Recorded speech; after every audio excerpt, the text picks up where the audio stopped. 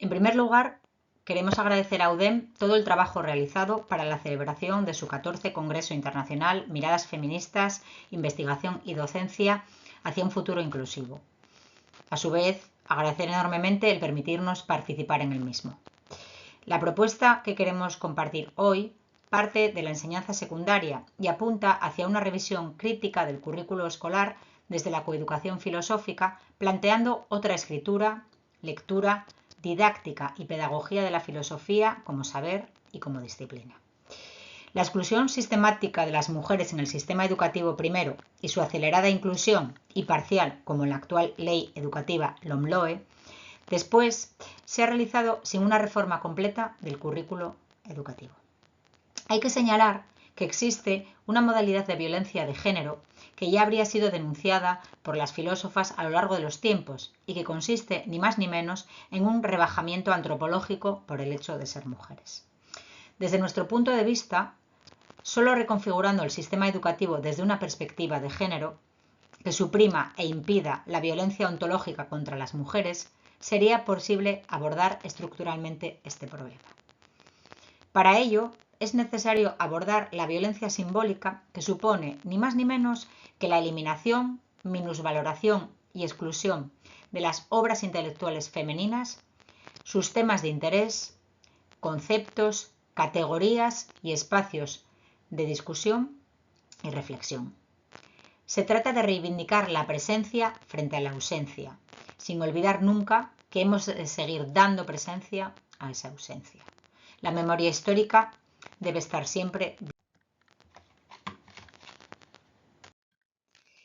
Esta exclusión de las filósofas de la historia de la filosofía tiene que ver con el silencio de las mujeres.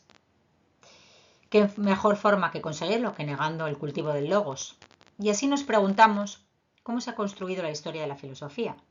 ¿Quién la ha escrito? ¿Cómo se enseña?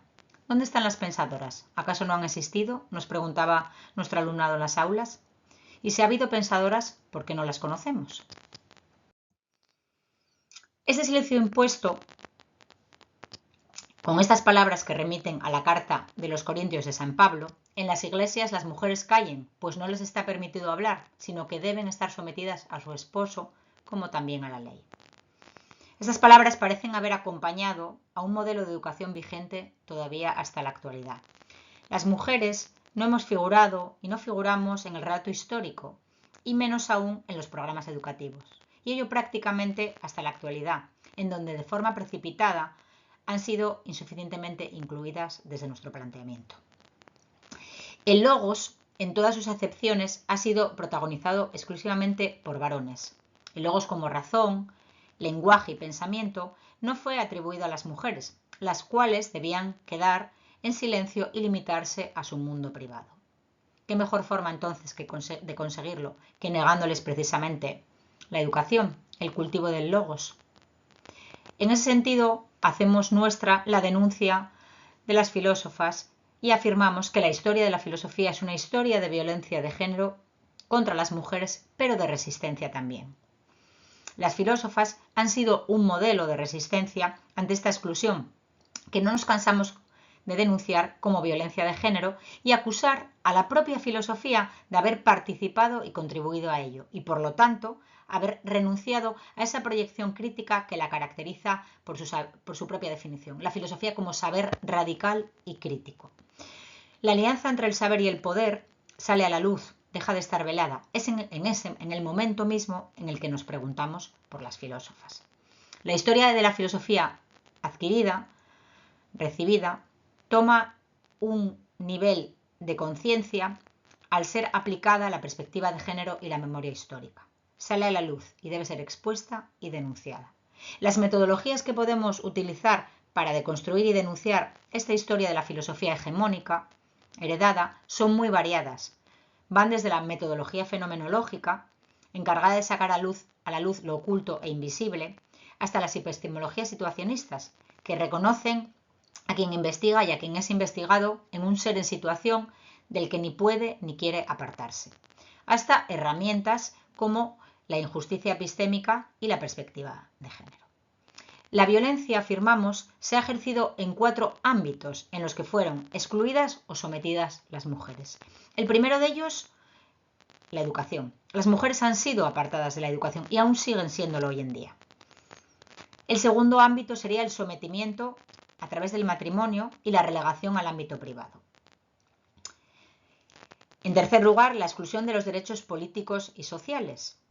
Y por último, la exclusión de las mujeres de la historia de la filosofía y, por lo tanto, de la correspondiente herencia. Aspasia, Hiparquia, Christine de Pisan, Mary Wollstonecraft, Carmen de Burgos, Concepción Arenal, Fanny Wright denuncian la exclusión de las mujeres de la educación, llegando la denuncia y reclamación hasta la actualidad, en donde los movimientos coeducativos siguen luchando por la igualdad y por la paridad efectiva en todas sus dimensiones. Un movimiento en el que nosotras como colectivo estamos y desde el cual llevamos a cabo estas reivindicaciones y vindicaciones. Olympe de Gouges representa en el siglo XVIII la denuncia de la exclusión de los derechos de las mujeres. A continuación, todo el movimiento feminista, a través de diferentes espacios y formas, o las llamadas olas, seguirá luchando y lucha en la actualidad por los derechos no conseguidos todavía. La historia de la filosofía no solamente nos ha invisibilizado, sino que ha creado una historia exclusivamente androcéntrica, negando la denigración que no pocos autores han dirigido hacia las mujeres. Tenemos el caso de Aristóteles, Santo Tomás, Rousseau, Kant, Nietzsche, Schopenhauer, Kierkegaard, Ortega y Gasset y un largo etcétera. También ha dejado en el silencio a aquellos filósofos que han participado de las vindicaciones de las mujeres. El caso de los pitagóricos, Gilles Menage, Poulain de la Barre, Stuart Mill, el padre Feijóo. Ha ocultado también las diferentes modalidades de violencia recibidas por las mujeres, apartándolas de la reflexión antropológica y, por supuesto, de las consideraciones filosóficas que valoran un supuesto progreso ético y político. Ocultadas han quedado las filósofas asesinadas como Hipatia, Marguerite de Pouget, Olympe de Gouges, Rosa Luxemburgo, Edith Stein, las asociaciones de mujeres desobedientes del poder masculino, como eran las beguinas, las burlas y caricaturas que han recibido las autoras a lo largo de los tiempos, Mary Wollstonecraft como la llena sin faldas, las sufragistas, Carmen de Burgos como la divorciadora, María de Maeztu, Fanny Wright, Lucy Irigaray, y la caza de brujas, que no fue sino un impresionante feminicidio y que debería estar desde nuestro punto de vista en las primeras páginas de cualquier manual filosófico. Miranda Fricker ha dado expresión a esta violencia sufrida en el seno de la filosofía con su término injusticia epistémica, añadiendo a ella la violencia ética y política que la acompaña. ¿Y ahora qué? Nos gustaría señalar, en último término, todo lo que tiene que ver con la recuperación de todo un legado que no hemos heredado. Debemos recuperar el silencio, darle presencia a la ausencia y recuperar a las filósofas que han resistido a pesar de todos los inconvenientes legales y de otra índole que han intentado frenar siempre su pensamiento.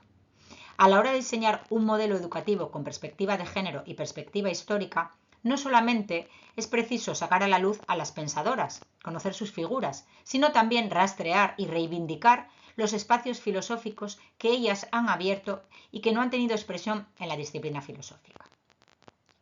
Debemos hablar necesariamente de una realidad oculta, apartada, relegada al mundo de la privacidad, que sin duda nos atrevemos a afirmar que ha sido la condición de posibilidad del código filosófico explícito, abierto y público que conocemos y hemos padecido a través de todo tipo de modelos educativos.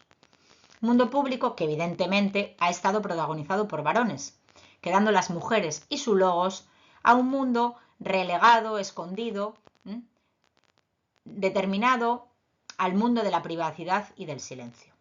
Este mundo privado, que se ha mostrado muchas veces bajo la categoría del cuidado, debe estar presente en todas sus dimensiones en la filosofía. Reivindicamos y reivindiquemos en este sentido los espacios de acción de las filósofas, que han sido plurales y diversos, dado que en los espacios institucionales no podían dejar huella de su palabra, al haber sido excluidas, por ejemplo, de la universidad. Una rica e impresionante mirada filosófica nos aparece cuando observamos a autoras como Hildegarda de Bingen ofreciendo su conocimiento por los caminos, o a Teresa de Ávila y Sor Juana Inés de la Cruz en los conventos y abadías, a las saloniers en los salones aristocráticos, a las tertulias como las de Carmen de Burgos en el salón de su casa de Madrid, en los teatros con las obras que planteaba Olympe de Gouges, en las cárceles con Concepción Arenal, Rosa Luxemburgo y Angela Davis, que son espacios y tiempos filosóficos que debemos rescatar, reconocer, conocer y reivindicar. Los umbrales entre disciplinas en las que han podido escribir muchas veces las filósofas por haber recibido una u otra formación. Pensemos en el umbral entre la filosofía y la literatura de Christine de Pizan con su Ciudad de las Damas, o en el umbral entre la filosofía y la pedagogía observado por Areta de Cirene, Beatriz Galindo, María de Maeztu y en nuestra época contemporánea por grandes coeducadoras como María José Urruzola y Marina Subirats. Amplios y diversos formatos de expresión consideramos que deben entrar a formar parte del legado filosófico cuando estamos rescatando a las filósofas de los rincones de la historia.